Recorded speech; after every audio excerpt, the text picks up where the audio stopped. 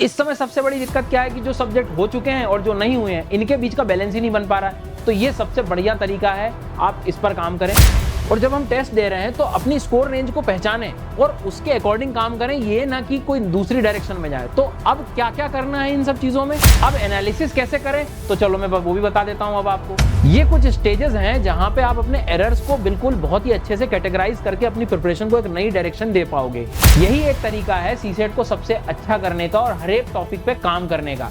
तो इसको जो है, जिस सब्जेक्ट का आप रिविजन कर रहे हैं, इसी तरह से करंट को भी जो है। तो आज के इस वीडियो को अगर हम नोटिफिकेशन से कंपेयर करें तो बहुत ज़्यादा समय से इंतज़ार था यूपीएससी के नोटिफिकेशन का, और उसके नाम से 3-4 दिन से तो कुछ बच्चे जो है कि अब आएगा फॉर्म कैसे भरना है, ये कैसे भरना है, इसमें लग गए थे हम।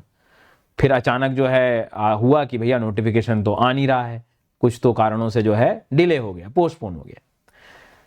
अब मान लो थोड़ी देर के लिए आज आ गया नोटिफिकेशन, कि मान लेते हैं हम कि भैया अब जो है ये नोटिफिकेशन आ तो गया, अब क्या, अब प्रिपरेशन तो करनी पड़ेगी ना। तो मैं आपसे वही कह रहा हूं कि जो दिन हमारे तैयारी के हैं, जो क्रूशियल दिन हैं, उन पे हमें फोकस तो करना ही पड़ेगा, उसका कोई इलाज नहीं है। आज का ये वीडियो, अब आपकी क्या आगे की प्लानिंग होनी चाहिए सारी चीजों को लेकर। हो सकता है आपके सब्जेक्ट कंप्लीट हो गए हो सकता है आधे हुए हो सकता है कुछ ही हुए हों। टेस्ट कैसे लगाना है, कैसे एनालिसिस करना है, कितने टेस्ट लगाना है, किस प्रकार से लगाना है, कहां से लगाना है, हमारी गलतियों को ठीक कैसे करना है, ये सारे सवालों पे आज हम बात करेंगे। और ये वीडियो को आप बहुत ध्यान से देखना, कई बार आपके प्रिपरेशन में 10 से 15 मिनट बहुत सारी डायरेक्शन क्लियर कर देते हैं। सो थोड़ा शांति से इस वीडियो को देखना। आपको अगर लगता है तो आप 2x पे भी करके इसकी स्पीड बढ़ाकर भी देख सकते हैं, बट प्लीज मेक श्योर करना कि इसे आप प्रॉपर देखें। अगले कुछ लगभग दिनों में अगर हम बात करें तो मैं आपको फिर कह रहा हूं, आपकी प्रिपरेशन जो रहेगी वो 2 हिस्सों में डिवाइडेड रहेगी। ठीक है, 2 हिस्सों में डिवाइडेड रहेगी, मतलब ये कि एक वो चीज जो आपको ऑलरेडी आपकी कंप्लीट हो चुकी है, ठीक है, ऑलरेडी आपकी कंप्लीट हो चुकी है, और कुछ एक वो चीज है जो अभी भी रिमेनिंग पोर्शन में है।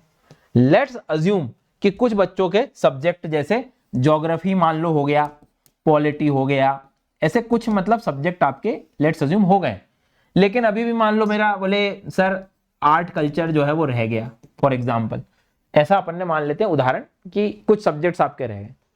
तो मैंने इसको, आपकी जो मेन फिलॉसफी इस समय पढ़ने की वो ये है कि जो भी चीज आपकी कंप्लीट हो गई है उसको आप ट्रूली रिवीजन पर ले आओ, बिल्कुल बहुत जरूरी है ये समय पे।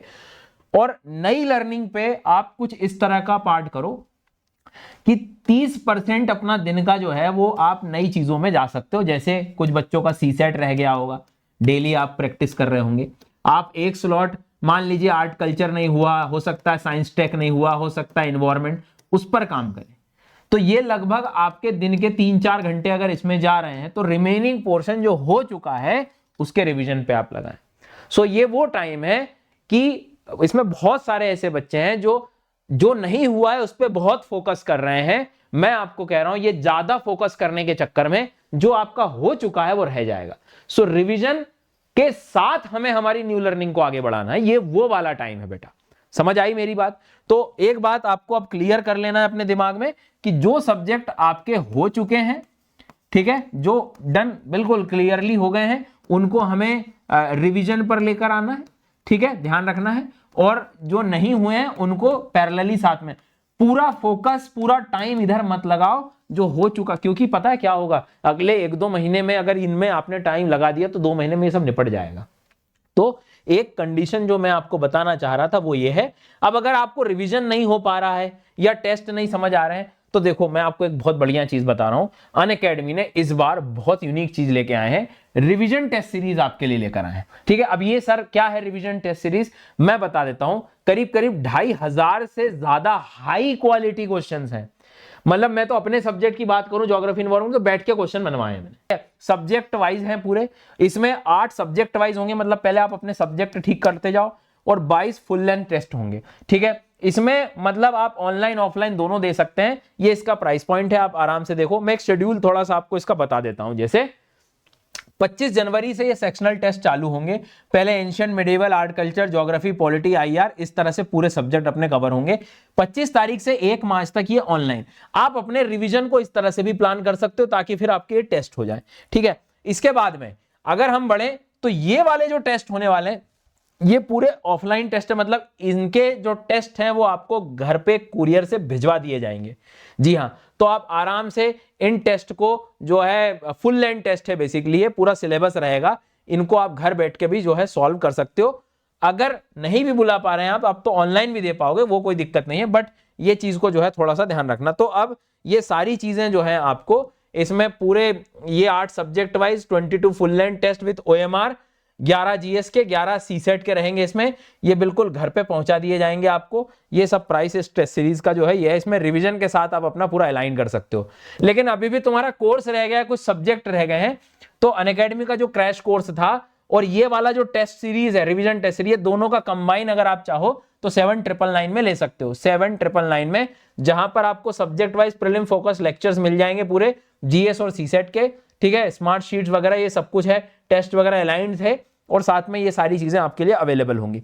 तो मैंने क्या बोला, अभी ये बात ध्यान रखना है कि रिवीजन बहुत ज्यादा जरूरी है, लेकिन आपको नई जो चीजें जो आपने अभी नहीं पढ़ी, दोनों का इस समय कॉम्बिनेशन बहुत ज्यादा जरूरी है समझना, ठीक है। बाकी अगर आपको नेक्स्ट ईयर टारगेट करना है या प्रीलिम्स प्लस मेन का पूरा ही सब्सक्रिप्शन लेना है तो ये प्राइस पॉइंट्स हैं। अगर आप नेक्स्ट ईयर 27 में 28 में एग्जाम देना चाह रहे हो तो ये आपके लिए अवेलेबिलिटी नीचे डिस्क्रिप्शन में लिंक मिल जाएगा। You can use the code SGYT for the subscription. अब उसमें डिस्काउंट के लिए आप SGYT10 का कोड भी इस्तेमाल कर सकते हैं। खैर, अब अगली बात पे अपन आते हैं। नेक्स्ट है टेस्ट एनालिसिस करते समय। अब जब आप मान लो आपने कोई भी टेस्ट या कोई भी आप ज्वाइन कर लिया, आपने टेस्ट सीरीज या ये अनअकैडमी का भी ले लिया, तो अब करना क्या है आपको। तो सबसे इंपॉर्टेंट बात है कि टेस्ट आपने सबसे पहले तो जो है अटेम्प्ट कर लिया, ठीक है सर जी, कोई प्रॉब्लम नहीं है। अब ये टेस्ट में क्या करना है, ध्यान से समझना, इसका एनालिसिस बहुत जरूरी है। एनालिसिस से हमें 2 चीजें दिमाग में आती हैं। कई बार मार्क्स जब ऊपर नीचे हो जाते हैं तो हम फिर बैठ जाते हैं कि भैया मैंने तो साल भर मेरी पढ़ाई खराब हो गई, कैसे होगा। मत करो। ये टेस्ट होते क्यों हैं?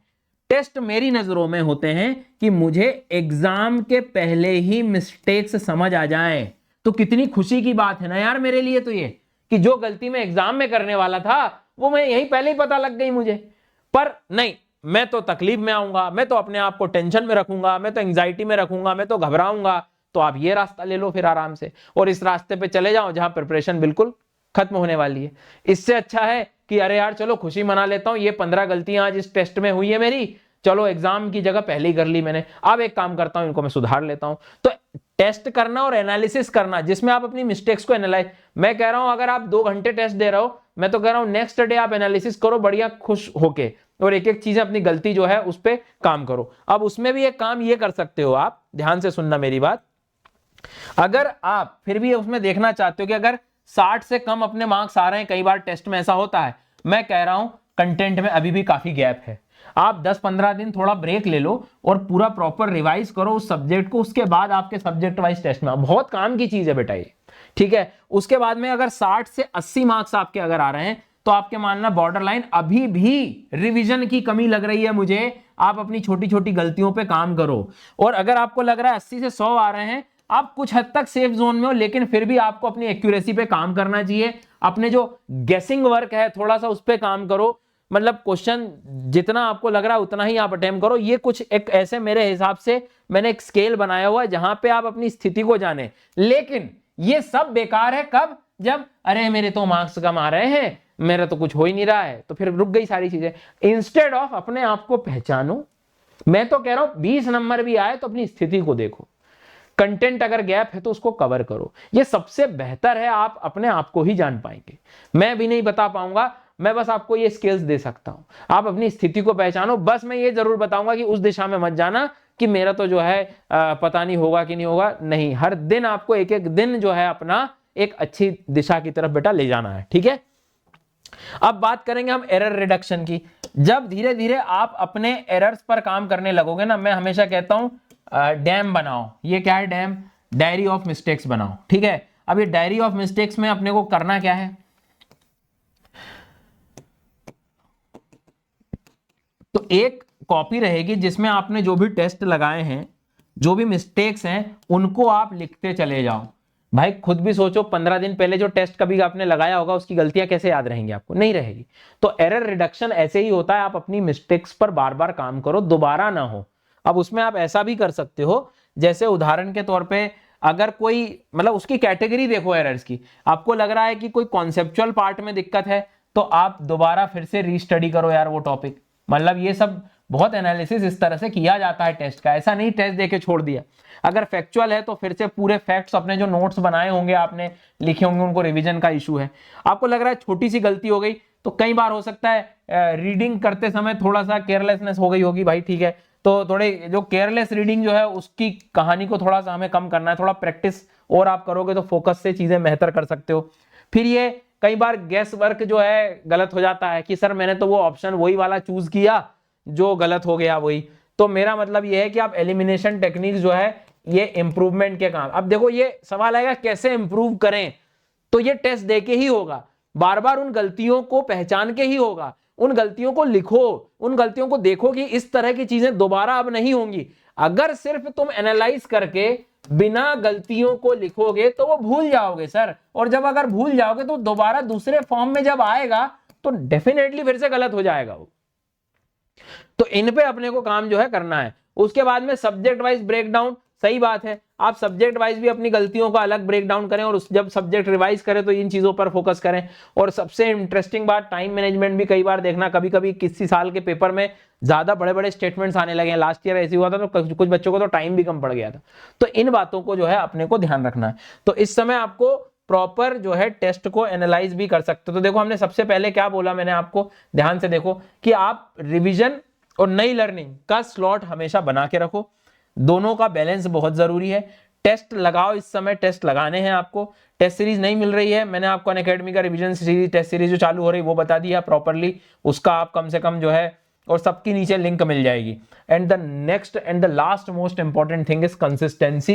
ये जो हम बैठते हैं ना रोज 10 से 12 घंटे 3-4 दिन बैठ गए और फिर 5-6 दिन गैप कर लिया, फिर 10 जीसी ने जोश दिला दिया, फिर 10 से 12 घंटे बैठ गए, फिर जोश दिला दिया, तो ये जो गैप्स है ना ये प्रॉब्लम करेंगे।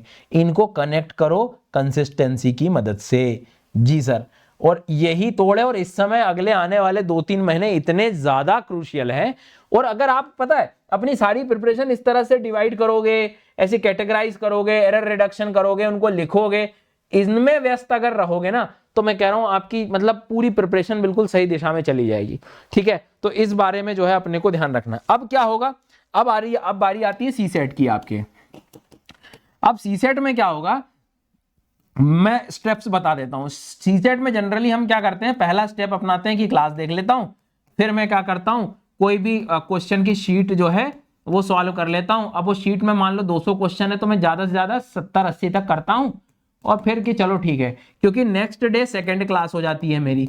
अब जब सेकंड क्लास हो जाती है तो सेकंड क्लास के बाद में फिर क्या होता है, सेकंड क्लास के बाद में फिर ये होता है कि सर जो है फिर से एक नई शीट मिल गई, फिर उसके 200 क्वेश्चन थे, 10-12 क्वेश्चन लगाए, फिर मैं नेक्स्ट थोड़ा व्यस्त हो गया था, फिर मैं थर्ड क्लास में आ गया, फिर ये करते करते ये सबसे गड़बड़ चीज है।